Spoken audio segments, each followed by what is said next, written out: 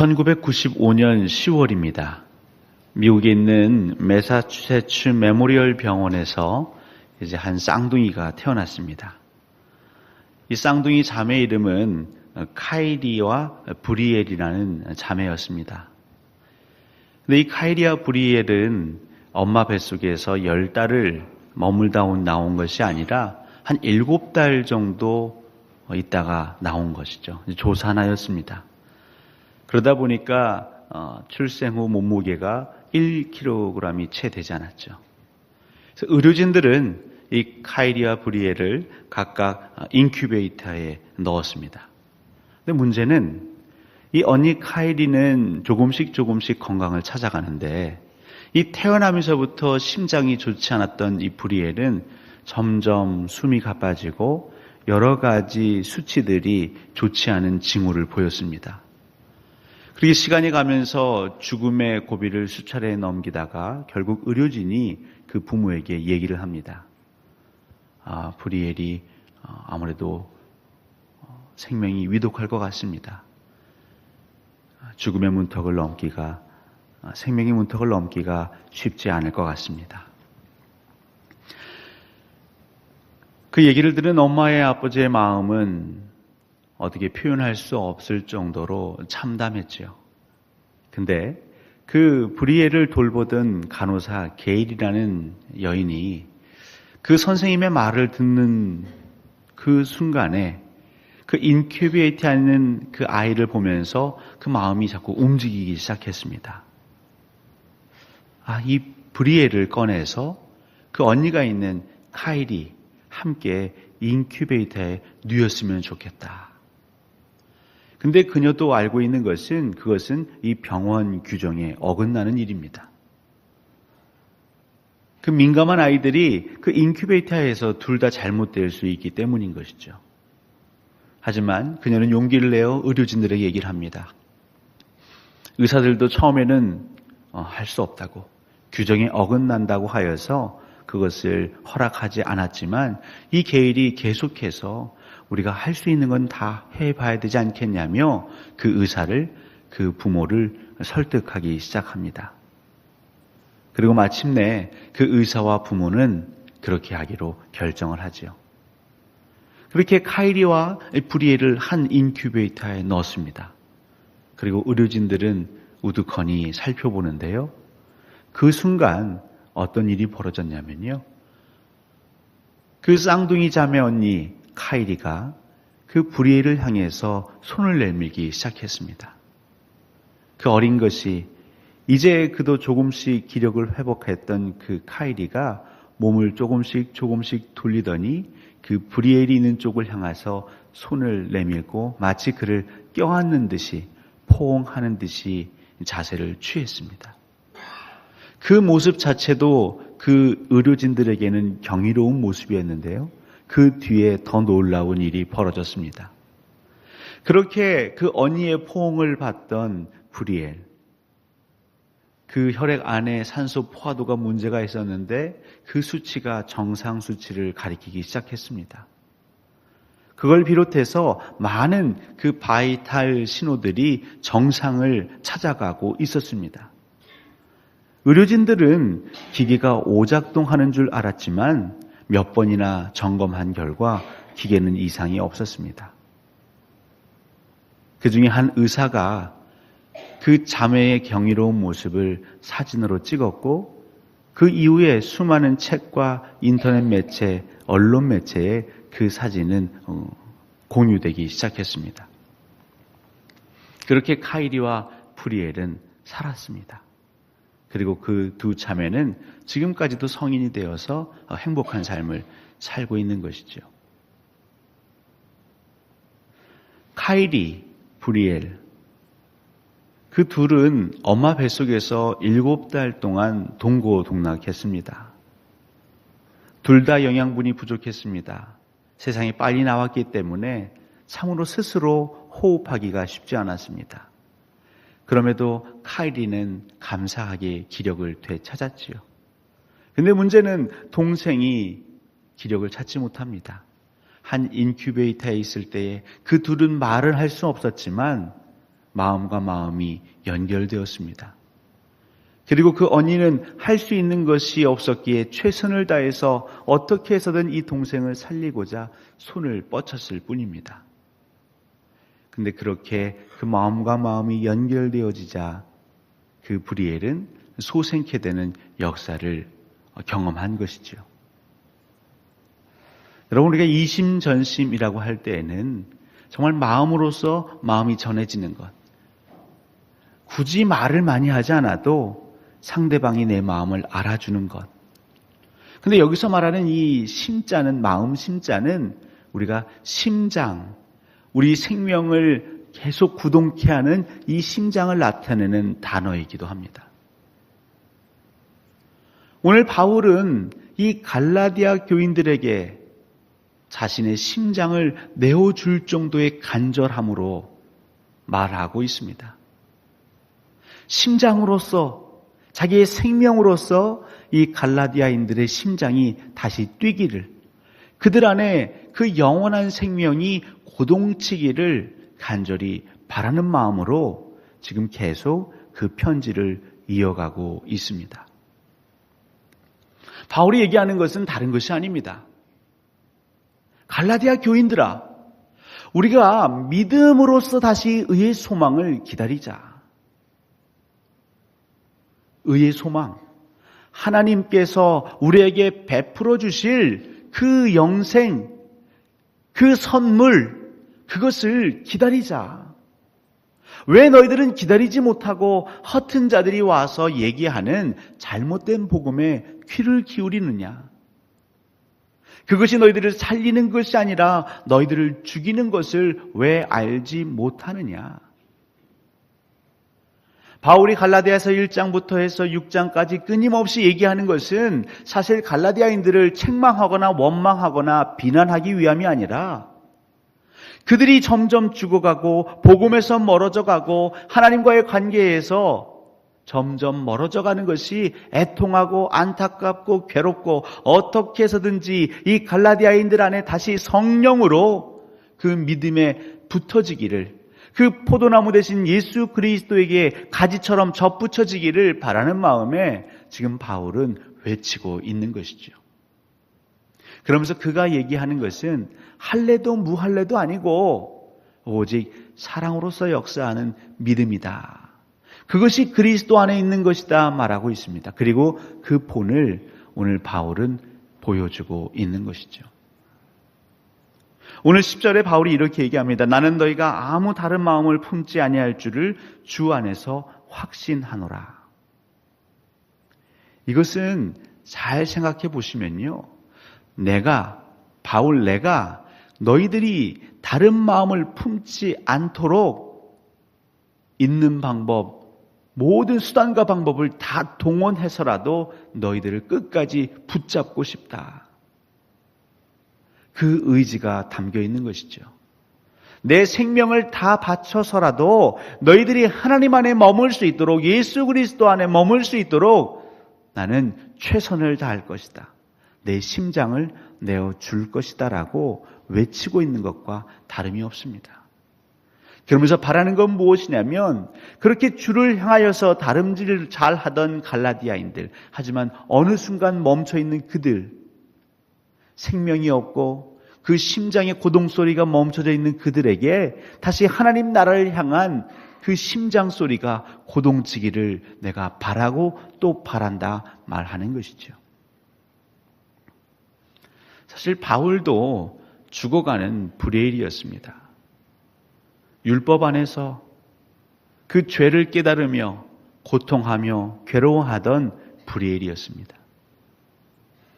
그런데 그에게 예수 그리스도가 찾아오셔서 그를 만져주셨습니다.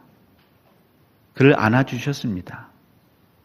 그리고 그 순간 그 예수 그리스도의 마음이, 예수 그리스도의 심장이, 예수 그리스도의 생명이 바울 안에 전해진 것이죠. 그리고 그때부터는 바울의 심장, 바울의 생각, 바울의 마음으로 살아간 것이 아니라 오직 하나님께서 주시는 예수 그리스도의 심장으로 그는 살기 시작했습니다. 그래서 가는 곳곳마다 죽어져 가는 영혼이 보이면 예수를 알지 못하는 영혼이 보이면 예수를 알았다가도 그 예수 그리스도의 복음에서 은혜에서 멀어져 가는 이들을 보이면 바울은 어쩔 줄을 몰라 합니다. 괴로워합니다. 그리고 무슨 방법, 수단을 가리지 않고서라도 그 사람들의 심령에 다시 성령의 불이 임하기를, 하나님 나라를 향한 그 소망이 다시 타오르기를 위해 바울은 투신하는 삶을 살았던 것이죠. 그리고 하나님께서는 그 바울을 통하여 또 많은 이들의 심령을 소성케 하신 것입니다. 오늘 이 본문은 하나님께서 우리에게 주신 이 말씀은 우리의 마음, 우리의 심장이 다시 예수 그리스도의 심장으로 거듭나기를 바라는 강력한 요청이십니다.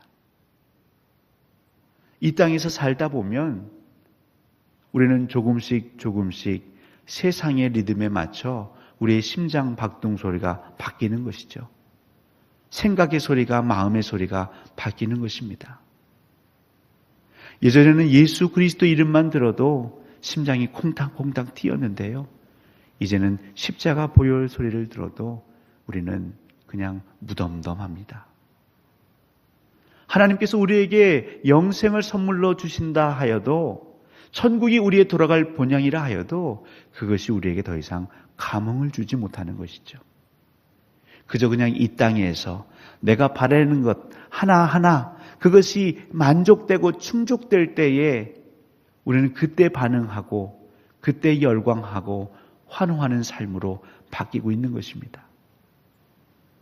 믿음으로써 정말 예수 그리스도께서 우리에게 주신 그 은혜의 복음을 더 이상 귀하게 여기지 않는 것이죠.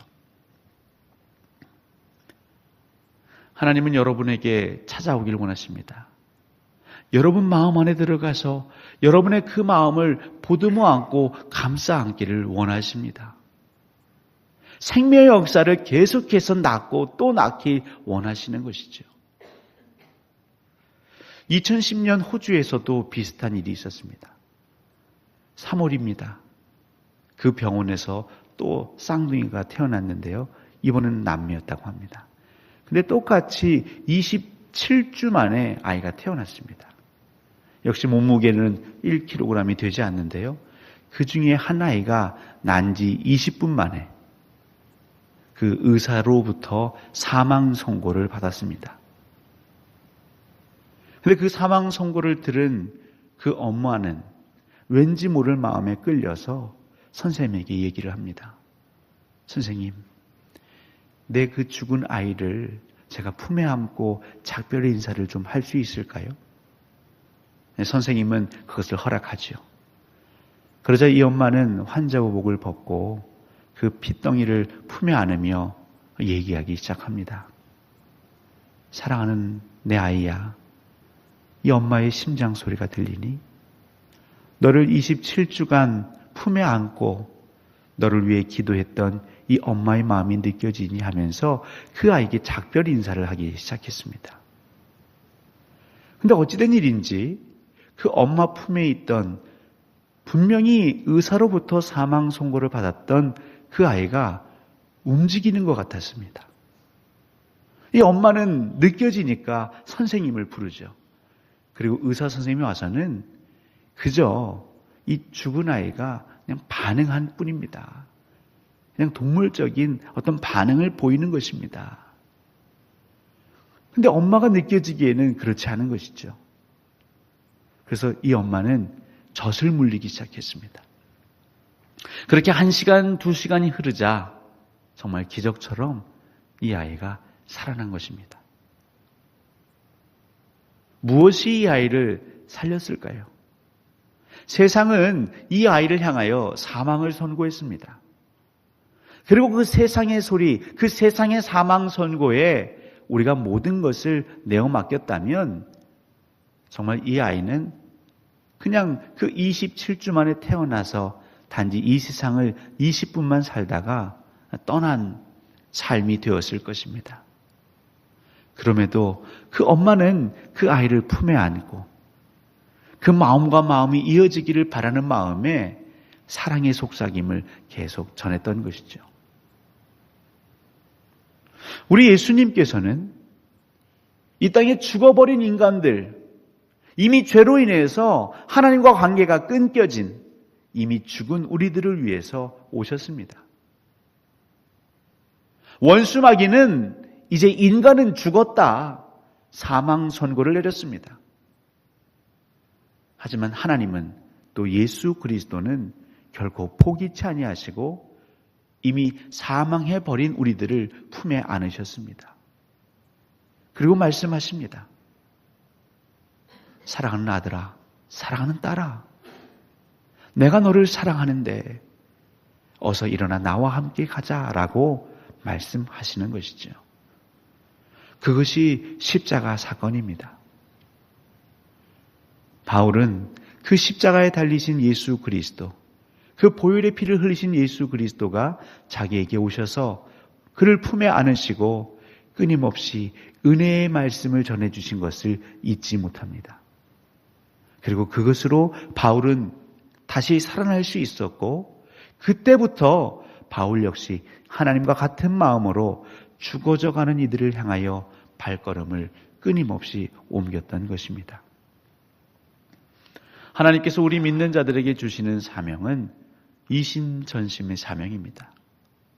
우리가 하나님께로부터 생명을 받았기 때문에 이 생명을 고스란히 전하고자 하는 그 마음을 하나님 우리에게 주십니다.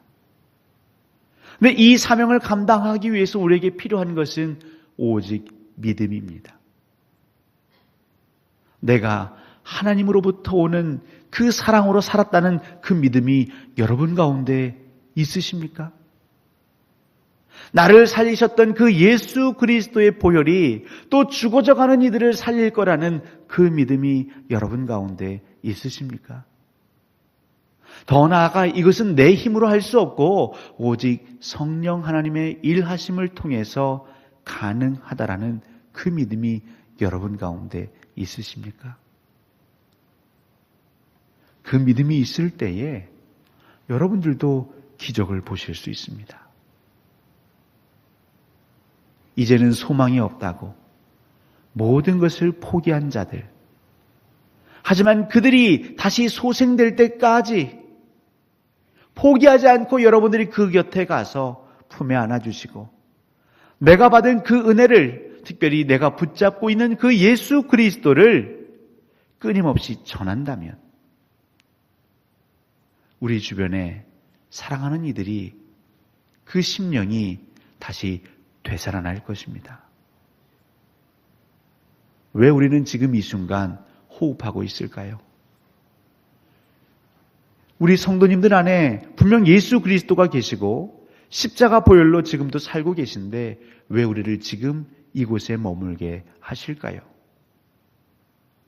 여러분 제발 눈을 들어 우리 동서남북을 보시기 바랍니다. 현대의 사람들은 나만 살겠다고 말합니다. 내 문제만 해결되면 좋겠다고 소리치고 있습니다. 하지만 하나님이 우리를 이 땅에 보내신 것은 죽어져가는 이들을 품에 안으라 여러분을 이곳에 남겨두신 것이고 우리 광주동산교회를 이곳에 세운 것입니다. 사랑하는 성도 여러분, 우리에게 바라시는 그 하나님의 마음을 우리가 이 새벽 기도하며 온전히 우리 마음에 담기 원합니다. 그리고 여러분들이 계신 그곳에서 그 마음을 나누시기를 우리 하나님은 오늘도 기다리고 계십니다. 그리고 여러분들이 그 손을 뻗쳐서 죽어져가는 형제에게 손을 올리면 바로 그때 놀라운 역사, 생명의 기적이 우리 가운데 펼쳐지겠지요. 그리고 그것이 우리에게는 또한 기쁨이요 간증이 될 것입니다.